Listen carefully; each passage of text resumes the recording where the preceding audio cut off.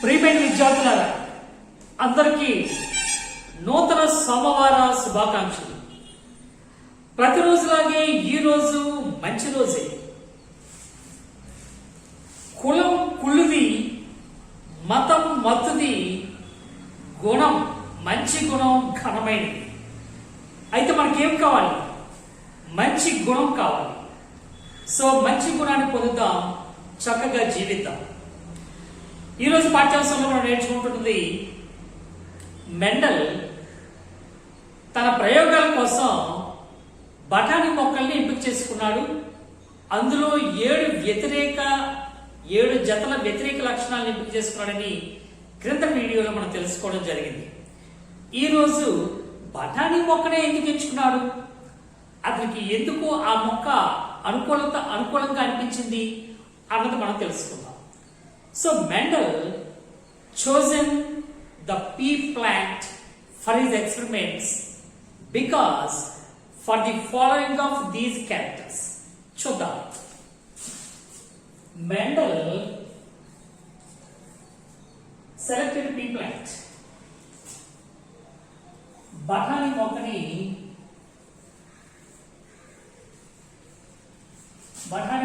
ఎంపికకు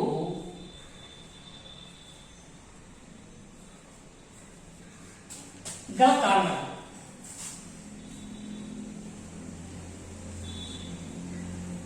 ఎందుకు ఇతను ఇది ఎంచుకున్నాడు అన్నది చూద్దాం. ఫాలోయింగ్ అడ్వాంటేజెస్, వీటి వలన అతను దీన్ని ఎంచుకోవడం జరిగింది. ఫాలోయింగ్ అడ్వాంటేజెస్, ఈ ప్రయోజనాలు ఉన్నాయి. ఏంటి ఆ ప్రయోజనాలు చూద్దాం.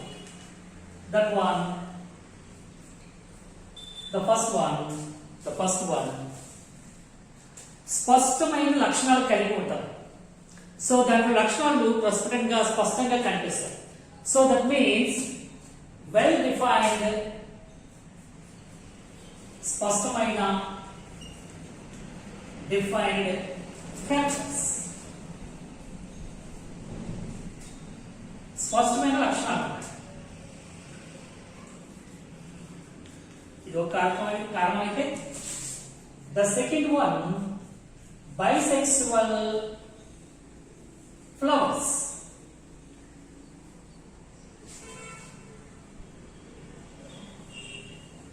Bisexual flowers ఇవి ద్విలింగ పుష్పాలను కలిగి ఉంటాయి. ద్విలింగ పుష్పాలు అంటే it contains the both reproductive organs androecium and gynoecium in the same flower. So ఒకే పుష్పంలో అండాశయము మరియు కేసరావళి రెండు కలిగి ఉంటే దాన్ని బైసెక్సువల్ ఫ్లవర్ అని చెప్పి మనం పిలుస్తాం. And the third one, predominantly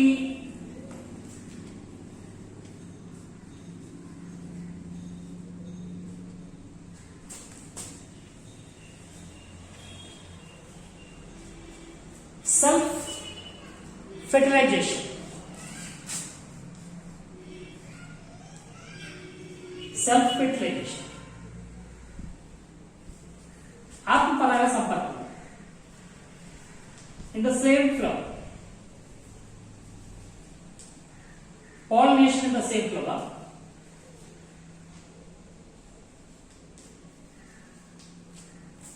So predominantly self-fertilization. ఇది బైసెక్సువల్ ఫ్లవర్ అవ్వడం వలన అదే ఫ్లవర్ లో కేసరావళి నుంచి మనకి అదే దాంట్లో అంగం కూడా ఉండడం వలన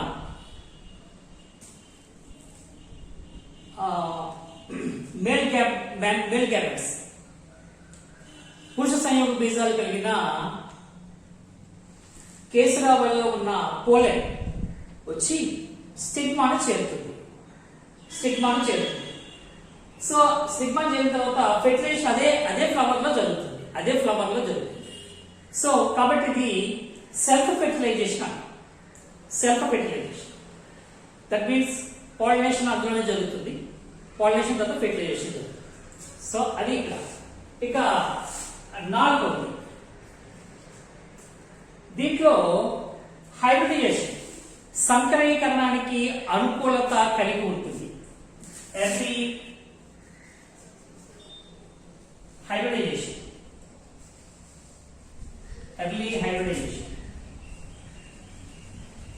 సో సంకరీకరణానికి జరపడానికి అనుకూలత కలిగి ఉంటుంది. The last one, this pea plant is annual plant.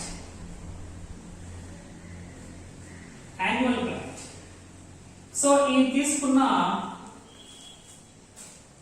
Flowers, seed, pod, length of the stem, ఈ లక్షణాలన్నీ 1 year ప్లాంట్ లో ఈ లక్షణాలన్నింటి మీద మనం ప్రయోగాలు చేయొచ్చు. సో 1 year లో గోల్డెన్ రిజల్ట్స్ సంపాదించవచ్చు. ఎన్నో ఎక్స్పెరిమెంట్ చేసే అవకాశాలు ఉన్నాయి. కాబట్టి ఇది ఏకవార్షికం అవడం వలన, యాన్యువల్ ప్లాంట్ అవడం వలన ఇది ఒక advantage. So the first one is ప్రస్ఫుటమైన స్పష్టమైన లక్షణాలు కలిగి ఉంటుంది. అలాగే ఇది ద్విలింగ పుష్పాలు కలిగి ఉంటుంది. అందువల్ల మీ సెల్ఫ్ ఫెర్టిలైజేషన్ జరిగే అవకాశాలు ఎక్కువగా ఉన్నాయి. అదే పుష్పంలో ఫలదీకరణ జరిగే అవకాశం ఉంది. సెల్ఫ్ పాలినేషన్ జరుగుతుంది కాబట్టి సెల్ఫ్ ఫెర్టిలైజేషన్ కూడా జరుగుతుంది. సో అలాగే అన్ని హైబ్రిడేషన్ సంకరీకరణానికి అనుకూలత కలిగి ఉంది.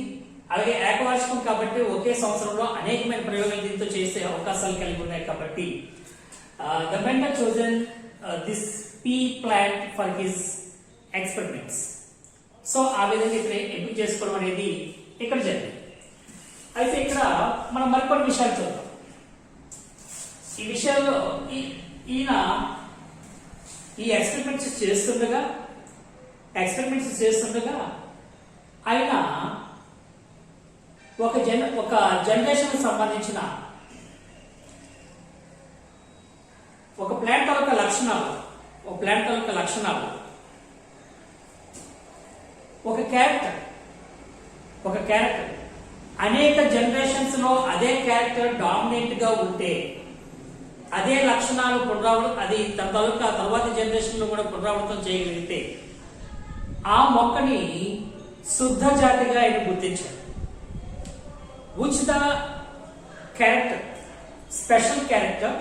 which is the special character and a dominant character will expresses the trait in several generations. He selected such type of plant as a pure breed. అటువంటి మొక్కని ఏ లక్షణాన్ని అయితే ఒక ప్రత్యేక లక్షణాన్ని తన తరతరాల్లో అది అందిస్తూ ఉంటుందో, అది బహిర్గతం చేయబడుతూ ఉంటుందో ఆ లక్షణాన్ని ఇతను ప్యూర్ బ్రీడ్ గా శుద్ధ జాతిగా ఎంపిక చేసుకున్నాడు. అలాంటివి 2 శుద్ధ జాతి మొక్కలను తీసుకొని వేర్వేరువి డిఫరెంట్ క్యారెక్టర్స్ తీసుకొని వాటి మధ్య పరపరాగసం క్రాస్ పాలినేషన్ చేశారు. సో క్రాస్ పాలినేషన్ చేసి F1 తరం, F2 తరం, మళ్ళీ వాటి మధ్య F1 తరాన్ని పొందాడు. F1 తరంలో మళ్ళీ సెల్ఫ్ పాలినేషన్ చేసి F2 తరం సంతానాన్ని ప్రోజనేట్ పొందాడు, ఫిలియల్. వాటి మధ్య మళ్ళీ సెల్ఫ్ పాలినేషన్ చేసి F3 జనరేషన్ థర్డ్ ఫాలియల్ ఫిలియల్ అని చెప్పి అంటాం. ఫిలియల్ అంటే ప్రోజనేట్ అంటాం, సంతతి ఒక తరాలు అంటాం. F1 generation, second generation, F2 generation, F3 generation. Filial, first filial, second filial, third filial. Filial means progeny, సంతతి అని అర్థం. సో అతను ఇది చేసినప్పుడు విత్తనాలు తీసుకొని ఎల్లో, గ్రీన్, దీన్ని స్మాల్, ప్రతి లక్షణానికి 2 కారకాలని తీసుకున్నారు. ఆ కారకాల్లో YY, small y, 2 small y తో ఇది ఒక శుద్ధ జాతి, 2 క్యాపిటల్ y తో ఇది ఒక శుద్ధ జాతి. 2 ఫ్యాక్టర్స్, ఇవి 2 ఫ్యాక్టర్స్. 2 సేమ్ గా ఉన్నాయి కాబట్టి ఇందులో 2 సేమ్ గా ఉన్నాయి కాబట్టి ఇవి 2 సేమ్ గా ఉన్నాయి. ఇది గ్రీన్, ఇది ఎల్లో. సో ఎల్లో రంగులిచ్చే విత్తనాలు, గ్రీన్ రంగులిచ్చే విత్తనాలు, ఈ విధమైన 2 శుద్ధ జాతుల్ని ఈయన ఎంపిక చేసుకున్నాడు.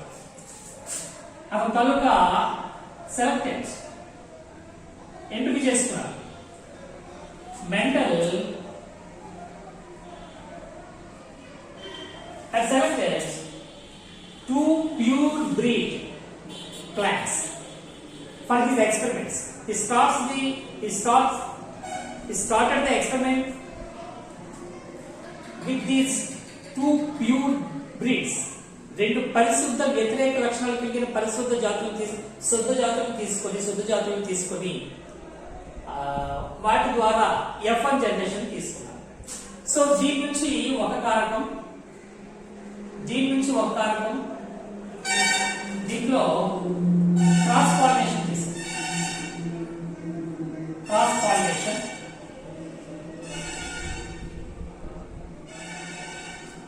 పరపరాయ సంపర్కం ద్వారా ఒక్కొక్క కారకం వచ్చి సంతానం ప్రోజని వైవైగా వచ్చింది.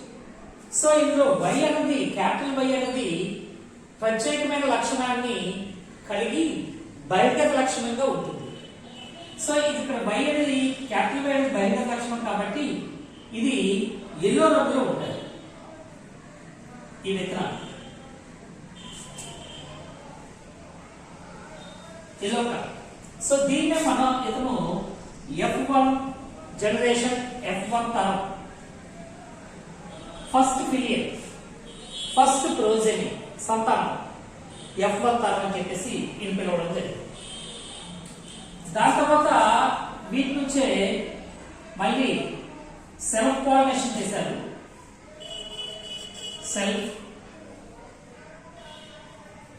సెల్ఫ్ పాలినేషన్ వీటి మధ్య చేసి వీటిని స్త్రీ పురుష బీజాలుగా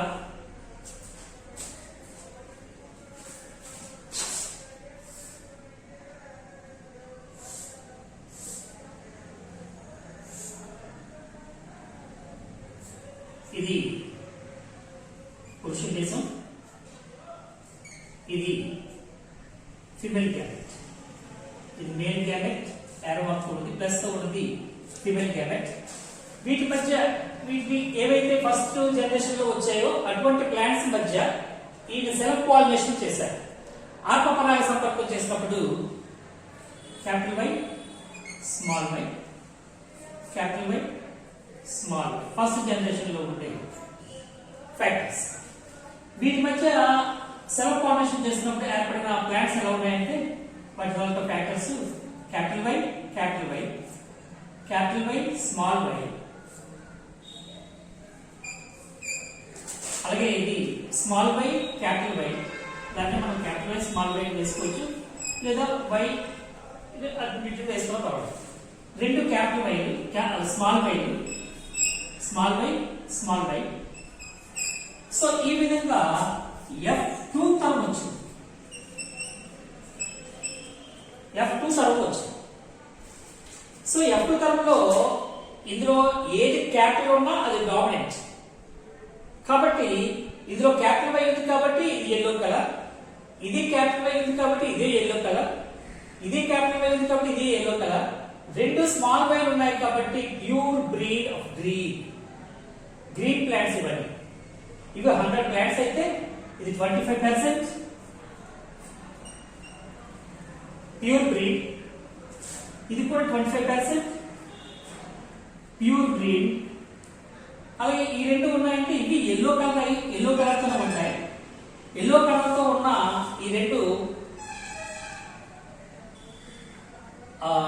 ప్యూర్ బ్రీడ్ మాత్రం కాదు, కానీ విత్తనాలు రెండు మాత్రం ఎల్లో కలర్ లో ఉంటాయి.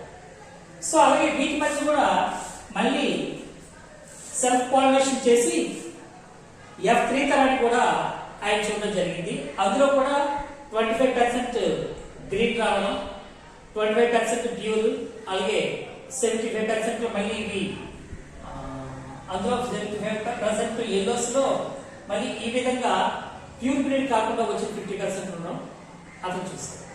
సో ఈ విధంగా అతను F1, F2, F3 తరాలు చూస్తూ he asserted his assumptions. He made some assumptions to express which he observed in these experiments. So Mendel, ఇక్కడ assumptions అనేవి మనం చూస్తాం. ఆ మెండల్ తాలూకా ఈ ప్రయోగాల ద్వారా అతను పొందిన రిజల్ట్స్ బట్టి 3 ప్రకల్పనలు చేశారు, హైపోథెసిస్. దాన్నే ఎజంప్షన్స్ అంటారు. సో ఈ 3 ఎజంప్షన్స్ ఏవో మనం ఇప్పుడు చూద్దాం. ద ఫస్ట్ ఎజంప్షన్, మొదటి ప్రకల్పన ఏమనుకున్నారంటే ఆయన ఫస్ట్ ఎజంప్షన్ లో ప్రతి పేరెంటల్ జనరేషన్ లో ఒక లక్షణం పసుపు అనే కారకం, పసుపు రంగు విత్తనాలను ఉత్పత్తి చేస్తూ బయటకు ఉత్పత్తి చేస్తూ ఉంటే దానిలో అది తరతరాలు కలిగే చేస్తూ ఉంటే దానిలో ఉండే 2 కారకాలు ఒకే రకమైనవని ఆయన గుర్తించారు. వాటిని వైతో ఆయన సూచించారు. అదే ఇక్కడ మనం చెప్పుకున్న శుద్ధ జాతి. దీన్ని బట్టి శుద్ధ జాతి అనేవి ఏమిటి అనేది చెప్పడమే ఆయన తాలూకా మొదటి ప్రకల్పన.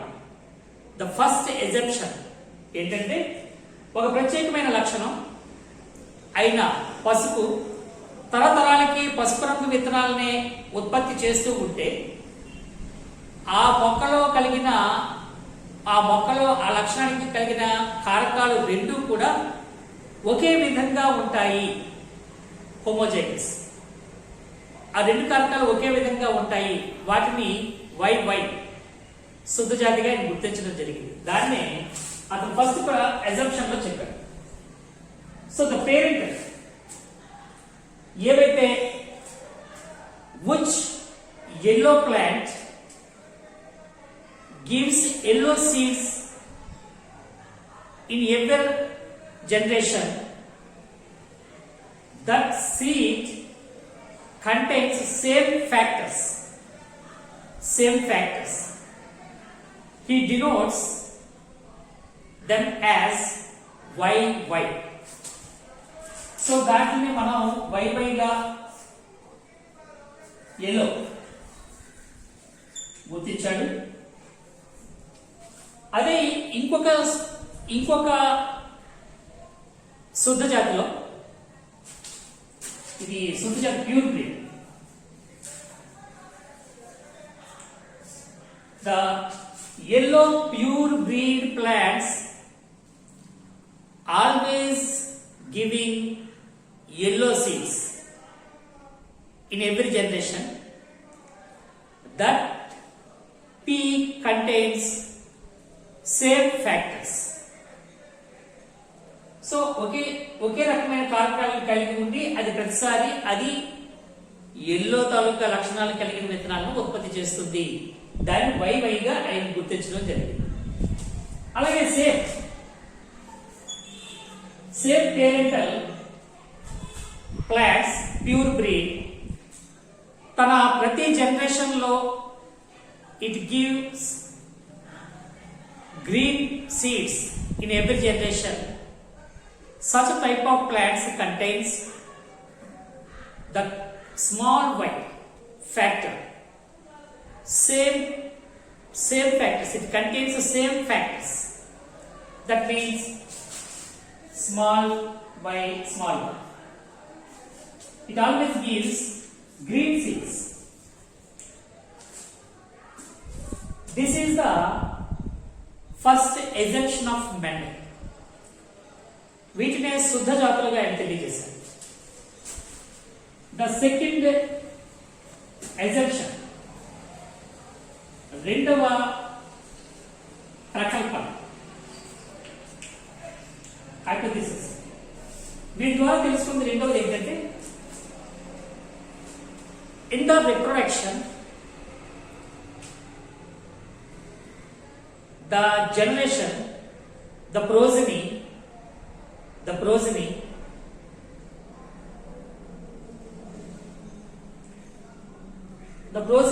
takes one factor from the one parent and the other from the other parent. So ఇక్కడ ఏవైతే రెండు ప్లాంట్స్ లో నుంచి రెండు సీడ్స్ మనం ఉపయోగించుకొని పాలినేషన్ చేసామో, ఒక దాని నుంచి ఒక బ్రీడ్ నుంచి ఒక ఫ్యాక్టర్, రెండో బ్రీడ్ నుంచి ఇంకో ఫ్యాక్టర్ తీసుకొని తన సంతతి పొందుతుంది. అంటే పేరెంటల్ నుంచి ఒక ఫ్యాక్టర్, రెండో పేరెంట్ నుంచి ఇంకో ఫ్యాక్టర్ని తీసుకొని అది ప్రోజని సంతతిగా మారుతుంది. ఈ సంతతి అది విభిన్నం కలిగి ఉండొచ్చు, ఫ్యాక్టర్స్ కూడా వేరుగా ఉండొచ్చు, కొత్తగాను విభిన్నంగాను ఉండొచ్చు అని చెప్పి ఈయన ప్రకల్పన చేశారు. సో సెకండ్ దాంట్లో ఈ చేసిన ప్రకల్పన ఏంటంటే in the reproduction, through the reproduction every progeny gets from the parental factors, one from the one parent and the second one is the second parent. So ఇక్కడ ఎలాగా ఈ పేరెంట్ నుంచి ఒక కారకం, ఈ పేరెంట్ నుంచి ఒక కారకాన్ని తీసుకొని F1 తరంలో అన్ని ఎల్లో కలర్డ్ సీడ్స్ అనేవి ఇక్కడ పొందడం జరిగింది. సో ఈ పొందడంలో ఫ్యాక్టర్స్ వేరుగా ఉండొచ్చు, అలాగే ఆ ఫ్యాక్టర్స్ అనేవి ఇక్కడ F1 తరం చూసాం, దేనికైనా సరే చూసినప్పుడు వేరువేరుగా వచ్చి ఉంటాయి. అంతేకాకుండా అవి కొత్తగాను విభిన్నత కలిగి ఉండొచ్చు. ఇది ఆయన చెప్పిన రెండవ ప్రకల్పన. దట్ మీన్స్ పేరెంటల్స్ నుంచి వచ్చిన వేర్వేరు క్యాపిటల్ వై స్మాల్ ఇలా వస్తే ఇది ప్రోజని సంతతి. ఇక్కడ చూసాము ప్రోజని, అది ఫ్యాక్టర్స్ వేరుగా ఉన్నాయి, ఎక్కడైనా అంటే కొత్తగా ఉండొచ్చు. ఇందులో విభిన్నత కూడా గుర్తించాడు. విభిన్నత ఆర్ న్యూ. సో ఇది సెకండ్ అజంప్షన్. థర్డ్ అజంప్షన్ చూడండి. థర్డ్ అజంప్షన్ మూడవ ప్రకల్పన.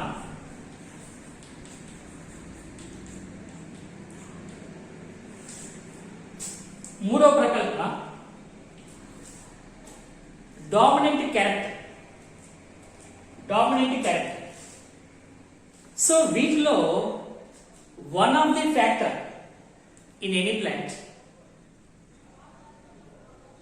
in any belongs to in any character one factor always dominate the other. So ఇక్కడ ఒక ఫ్యాక్టర్ అనేది, వీటిలో ఒక ఫ్యాక్టర్ అనేది ఎప్పుడు దీన్ని డామినేట్ చేస్తుంది, క్యాపిటల్ చేయడం వలన ఈ విత్తనాలు ఎప్పుడు కూడా ఈ డామినెంట్ ఏదైతే ఎల్లో కలర్ ఉందో ఇదే డామినేట్ అయిన తర్వాత ప్రతి దాంట్లో కూడా ఎల్లో ప్లాంట్స్ రావడం మనం గుర్తిస్తాం. అలాగే ఇక్కడ 78% ఆఫ్ ఎల్లో సీడ్స్ వచ్చాయి ఇక్కడ. ఎందుకంటే ఇక్కడ చూడండి, ఇందులో ఇది డామినెంట్ వై, అలాగే దీంట్లో ఇది డామినెంట్. సో ఇవన్నీ ప్రోజని. సో వాటిలో ఏదైతే క్యాపిటల్ వై ఉందో అది డామినెంట్ ఫ్యాక్టర్. సో దాన్ని ఇక్కడ అతను చెప్పడం జరిగింది, థర్డ్ ఎగ్జామ్షన్ లో చెప్పడం జరిగింది. అదేంటంటే one factor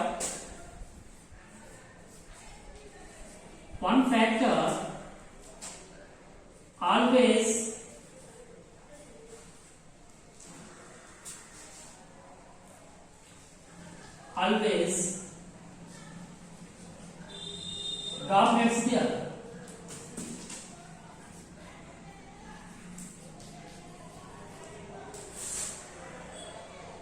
the other which different factors are gathered.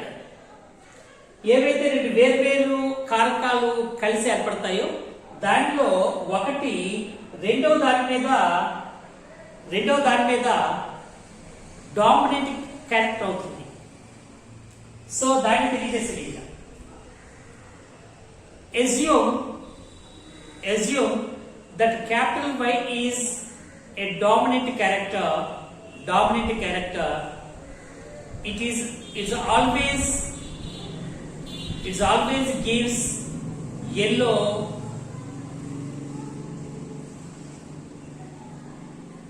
seeds. అది ఎప్పుడు దాని తరతరాల్లో కూడా ఎల్లో సీడ్స్ అది ఇస్తుంది. సో అదే ఇక్కడ మనం చూస్తున్నాం. సో ఇప్పుడు కూడా ఎల్లో సీడ్స్ రావడం మనం చూస్తాం. ఆ విధంగా అయినా తెలియజేయడం జరిగింది. ఇఫ్ మనం వై అనేది డామినెంట్ ఫ్యాక్టర్ అనుకుంటే ప్రతి డిఫరెంట్ ఫ్యాక్టర్స్ కలిసి ఏర్పడిన ప్లాంట్ లో కూడా లేదా సంతతిలో కూడా ఇది డామినెంట్ గా ఉంటుంది కాబట్టి అదే అందులో ఎల్లో కలర్ అనేది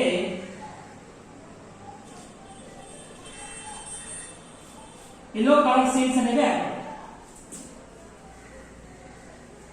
సో ఇది ఆయన చెప్పిన డామినెంట్ కలర్. అలాగే ఇందులో మనం ఎంతగా చూస్తాం by pure breed. So small Y అనేది ఎప్పుడు కూడా ఇందులో రాదు, క్యాపిటల్ వై అనేది వస్తుంది. అంటే డామినెంట్ క్యారెక్టర్ అనేది ఎప్పుడు కూడా డామినేట్ చేస్తుంది కాబట్టి డామినేట్ చేస్తుంది అని చెప్పారు ఆయన. సో ఈ మూడు మనం జ్ఞాపకం ఉంచుకోవాలి. ఒకే కలర్ సీడ్ ప్రతి జనరేషన్ లో వస్తుంది అంటే అది ఎప్పుడు ఉత్పత్తి చేసే జనరేషన్ అయితే అందులో రెండు ఫ్యాక్టర్స్ కూడా ఒకే విధంగా ఉంటాయి, దాన్ని ప్యూర్ బ్రీడ్ అంటాము అని చెప్పేసి ఆయన చెప్పడం జరిగింది. అలాగే ఒక పేరెంటల్ దగ్గర నుంచి వాటి తరంలో ఆ మొక్కలు ఆ pea plants always giving green pea plants seeds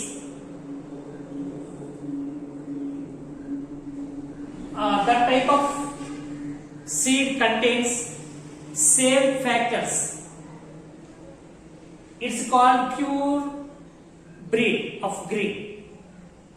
so పచ్చ బఠానీకి సంబంధించిన ప్యూర్ బ్రీడ్ గా ఆయన గుర్తించిన అది first assumption.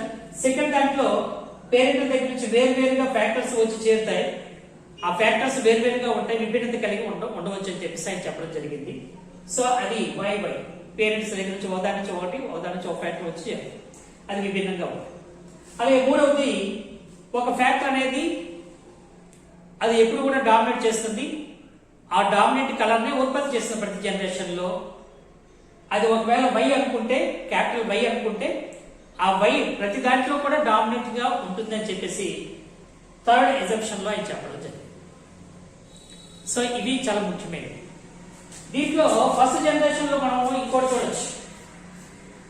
In the first generation the Y factor is the dominant factor. It expresses the character trait in the progeny. So దీని సంగతిలో ఇక్కడ చూస్తున్నప్పుడు ఈ క్యాపిటల్ వై అనేది దాని సంగతి అయిన ఈ F1 తరంలో ఎల్లో కలర్ వచ్చిందంటే ఇది డామినెంట్ ట్రైట్. సో దీన్ని డామినెంట్ ట్రైట్ అంట. Y is the dominant trait.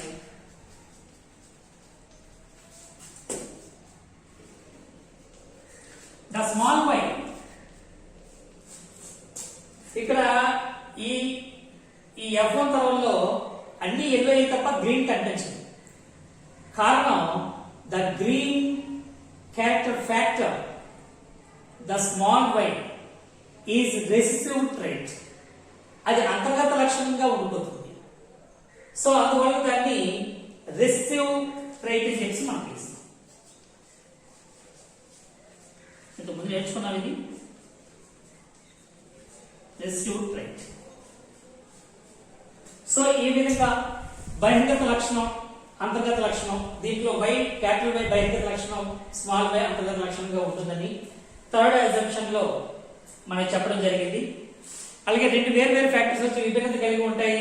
పేరెంట్ల దగ్గర నుంచి వచ్చిన రెండు వేరు ఫ్యాక్టర్స్ తో వేరు విత్తనం అంటే విభిన్నత కలిగి ఉంటాయని చెప్పేసి రెండవ అజంప్షన్ లో చెప్పడం జరిగింది. అలాగే ప్రతిసారి కూడా అది ఒకే ప్రత్యేకమైన లక్షణాన్ని ప్రతి తరంలోని ఉత్పత్తి చేస్తూ ఉంటే అటువంటి వాటిలో రెండు ఫ్యాక్టర్స్ సేమ్ గా ఉంటాయని చెప్పేసి అది ఎల్లో అయితే క్యాపిటల్ వై, అదే గ్రీన్ అయితే స్మాల్ వై తో అతను సూచిస్తూ దాన్ని మనకి ప్యూర్ బ్రీడింగ్ గా గుర్తింపు చేస్తూ ఫస్ట్ ఎగ్జామిషన్ లో చెప్పడం జరిగింది. సో విద్యార్థులారా, ఈసారి మనం ఈ పాఠ్యాంశంలో ఈ F1 తరాలు ఎలా వచ్చాయి, ఆయన తాలూకా ప్రకల్పనలు ఎలా చేశారు, బహిర్గత లక్షణం ఏంటి, అంతర్గత లక్షణం ఏంటి అన్నది ఈ వీడియోలో మనం తెలుసుకోవడం జరిగింది. అలాగే advantages of P plant for the experiments of men, ఎందుకు అతను బఠానీ మొక్కను ఎంపిక చేసుకున్నాడు అన్న దానికి మనం ఇక్కడ అడ్వాంటేజెస్ మనం చూసాం. పీ ప్లాంట్ తాలూకా అడ్వాంటేజెస్ వెరీ ఇంపార్టెంట్ ఇది. అలాగే ఈ మూడు ప్రకల్పనలు జాగ్రత్తగా మీరు ఆకలింపు చేసుకోవాలి. చేసుకుంటే నెక్స్ట్ విషయాలు మనకి చక్కగా అర్థమవుతాయి. సో విద్యార్థులారా, ఈ 5 ఆయుధాలతో మనం కరోనాను జయించవచ్చు. ప్రతిరోజులాగే ఈరోజు మంచి రోజు. కులం కుళ్ళు, మతం మత్తు, మంచి గుణం ఘనం. అలాంటప్పుడు మనం ఏమి పొందాలి? మంచి గుణం ఘనమైనది కాబట్టి ఘనమైన గుణాన్ని కలిగి ఉండాలి మనం. సరే విద్యార్థులారా, మరి నెక్స్ట్ వీడియోలో మనం కలుసుకుందాం.